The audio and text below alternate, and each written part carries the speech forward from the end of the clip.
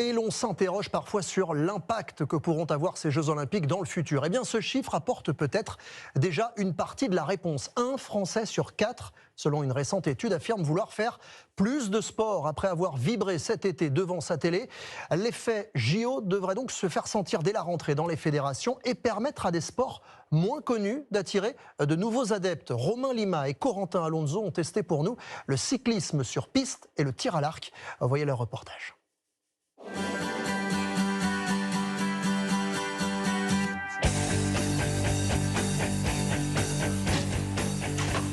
Ça, c'est le niveau que j'aimerais bien avoir, un 10 depuis 70 mètres, mais je suis encore très loin du niveau des archers olympiques.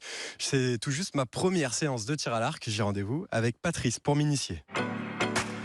Bonjour Patrice. Bonjour Corentin, bienvenue chez les archers de Réveil. Alors qu'est-ce qu'on fait pour la première séance? Pour la première séance, on va déjà déterminer ton œil directeur. Un test indispensable qui va déterminer avec quel bras on va tenir l'arc. Mon œil directeur est l'œil droit. Je vais donc devoir tenir mon arc avec le bras gauche. Et c'est parti pour les premières volées. Très bien.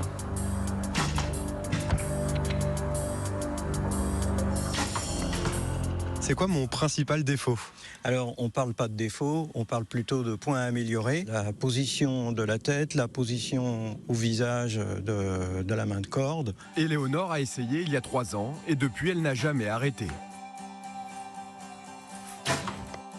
Le moment de lâcher la flèche, on pense à rien d'autre qu'à sa flèche, c'est super agréable. Puis ça améliore la concentration.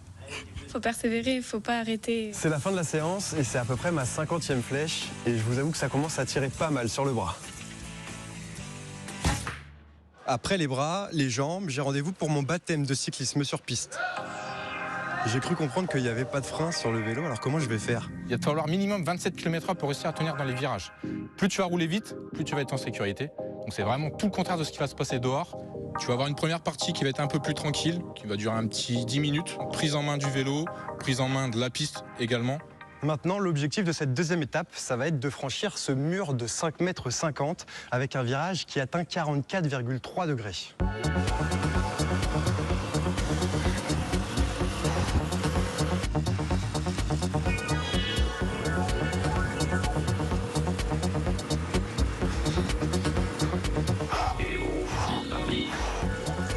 Tu as réussi ton baptême avec brio, l'examen est réussi haut la main. Donc maintenant, derrière, on te remet un diplôme. Ce diplôme te donne accès du coup à nos créneaux.